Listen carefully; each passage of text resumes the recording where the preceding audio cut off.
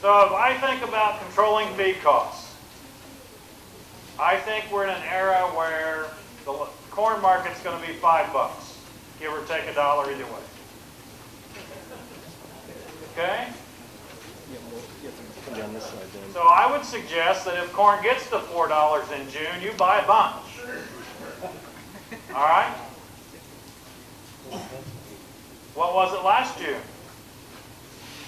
There was a day in June where the average corn market in Iowa was $2.97. That was only 7 months ago. Now, unfortunately for me, and I oversee our departmental farms, we have to go through the bidding process to buy corn. Okay, so it takes us about 6 weeks to get a bid. Well, in 6 weeks, the corn market goes up $1.50. So I can't be as active as I would like. So we've got big challenges, and we got to make big changes. We got to have a different attitude. I got 100 copies, so we need to share them. Okay, if we think about controlling feed costs, we got to control waste. Good feed bunks, feed what the ewes need, not what they want. Those of us, I hate standing right here because it really echoes really good right here. Right here is a good echo. Limit access to big packages. Stan talked about his ewes getting too fat, maybe. The way you can do that is you just let them eat every other day. Now the key is you better have a lot more bale feeders. Because if you only have 7 bale rings in that 400 ewes and you only let them have access every other day, they're going to pile up and you're going to kill a few. Because they can eat almost twice what they need. Okay, come on. Get on the right button. Feed substitution. Corn gluten feed, distillers grains, and soy hulls are a much better buy than corn. Period. Somebody at lunch told me that they got soy hulls bought for $140 a ton yesterday.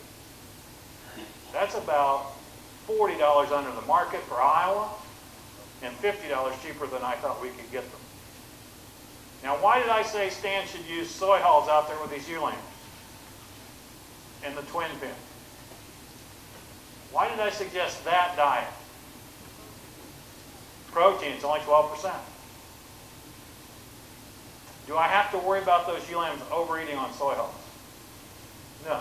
But if I put a shelled corn bin out there, they would never leave to graze. Whereas with soy hulls, if they eat a couple pounds, because those ewe lambs have such a high nutrient demand trying to raise 2, I'm trying to get more groceries in them than they can get just off of grass. Whereas the ewes, mature ewes, they got a great big rumen. I expect them to be able to eat a lot more and don't need that. Different hay qualities. And I think our hay market's relatively cheap compared to corn right now. I think you can buy decent hay. Who bought the Nebraska hay? What did you pay? 115? Okay. Corn's 2 1/4. 230. So the hay market is not as crazy as the corn market.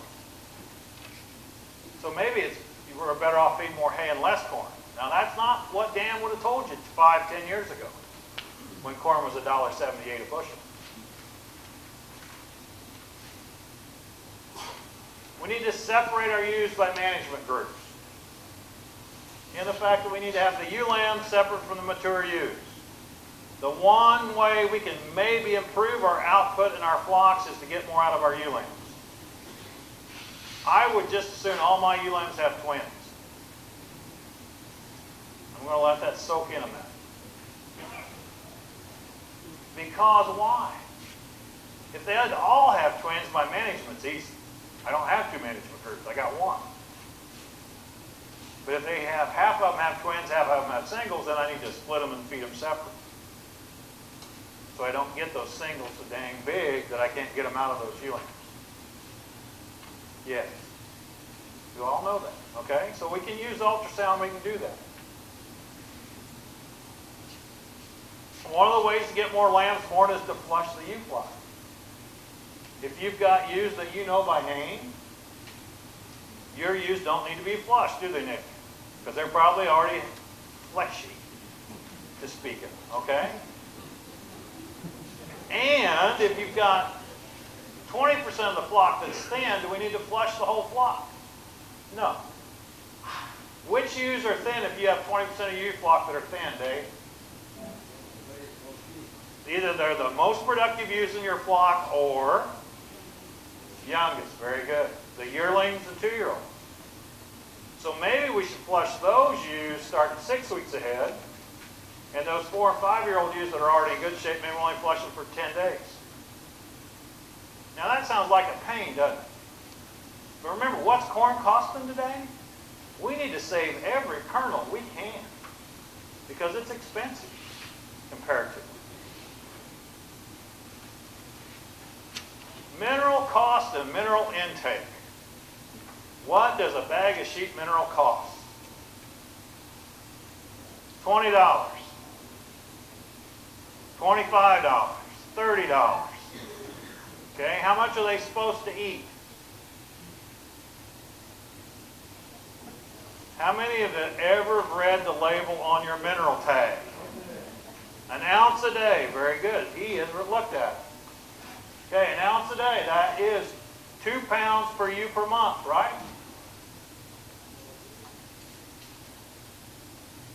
So that's all of 24 pounds or half a bag.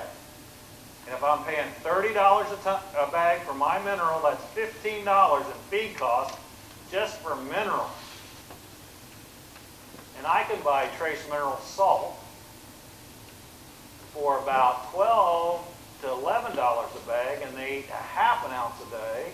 I can give my sheep mineral for not $15, but $6 or $5. I save $10 just in mineral. And I have people tell me all the time, well, Dan, if they eat it, they need it. Just let them into the corn bin and see if they'll quit eating before they die. If you think sheep have nutritional wisdom, you've got to be re-educated, okay? Now, why is that sheep mineral so expensive? What's in it that makes it so expensive? Okay, but salt's cheap, Mike. And that's why they eat a lot of it, because it doesn't have enough salt. Trace mineral salt is 97% salt. And then it's got iodine, molybdenum, selenium, zinc, cobalt, manganese. The mineral, sheep mineral, has like 10 or 12% calcium, right? And all of us use alfalfa hay. Is it short on calcium? No, so we don't need to feed calcium in the mineral. What else do we feed our ewes? Corn. What's corn got a lot of? Phosphorus. Phosphorus is extremely expensive. Like Dical's $400 a ton. That's why that sheep mineral is expensive, because of the phosphorus they're adding that our sheep don't need. Light bulb. Save $10. Now, finding a sheep trace mineral salt is not easy. Big Game is what I use. And it's out of Mankato, Minnesota. That's a long way from southeast Iowa. When we had the research flock at McNay, that co-op, they carried a trace mineral salt too. You want it to have 90 parts per million selenium. So you get enough selenium. Yes, sir? Yes, they have a trace mineral pack that you can just add to plain salt. But we're not supposed to support Pipestone today. We're supposed to support Premier. But that's another way you could do it. Okay? Now, for you hard-headed individuals that are still going to feed sheep mineral because you believe that Dr. Morrical doesn't know what he's talking about, what you should do is provide free choice salt on the side. And I would use iodized salt so that they won't eat quite so much sheep mineral. Because I don't think they need an ounce a day. All right? Questions about mineral?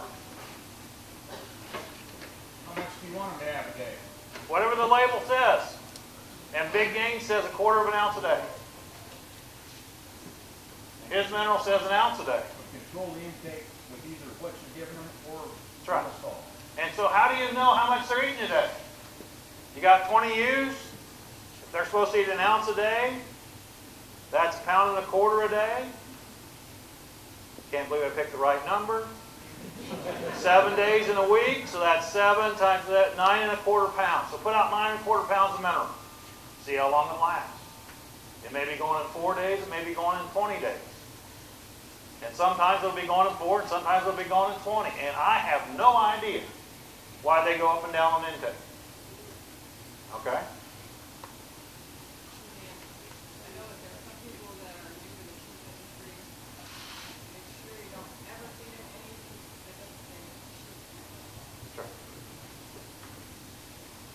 The mineral should be a sheep mineral only, not a general livestock mineral. Yes, sir. Because of copper poisoning. Copper accumulation, that'll kill them. That's okay. Yes, sir.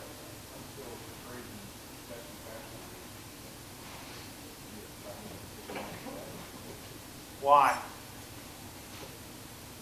Okay. The question was he's grazing a fescue stock pot.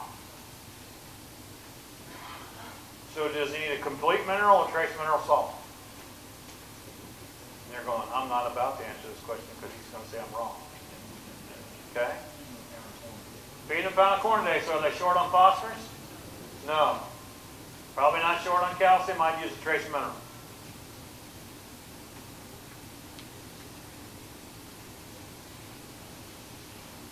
Sample your hay stuff that you're feeding. Even if you know it's good stuff, sample it. An NIR costs you $15.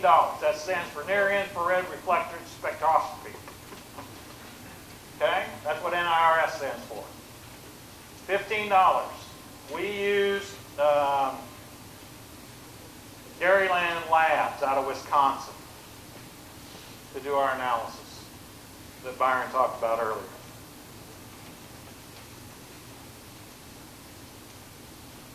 Okay, this doesn't show up very good, but this is data from 1994. First cutting hay, average 11% crude protein, 11.5, but it varied from 6 to 20. You can't see that. TDN was supposed to be 55.7 and average 47, or was ranged from 47 to 67. One of the things I did to teach my children how to work was bale small squares when they were in junior high and high school. And I did it on shares with the neighbor. We did all the work. He had the equipment. We got half the hay. My hay bill was pretty cheap. Okay? I sold hay by the bale in small squares. If I'm buying hay, I'm buying by the ton. Okay? It's a really good way to make money. Sell by the bale, buy by the ton. As we get into legumes, we always have plenty of protein, but we got variation, 10 to 22 on first cutting, 13 to 23, TDN of 56 to 59. People ask me about grass hay, what it might be. Look at this. Second cutting, third cutting grass hay is 15% crude protein. Grass hay is not short in protein. So a lot of us think we're feeding grass hay and we need to supplement protein to the ewes. They don't need it.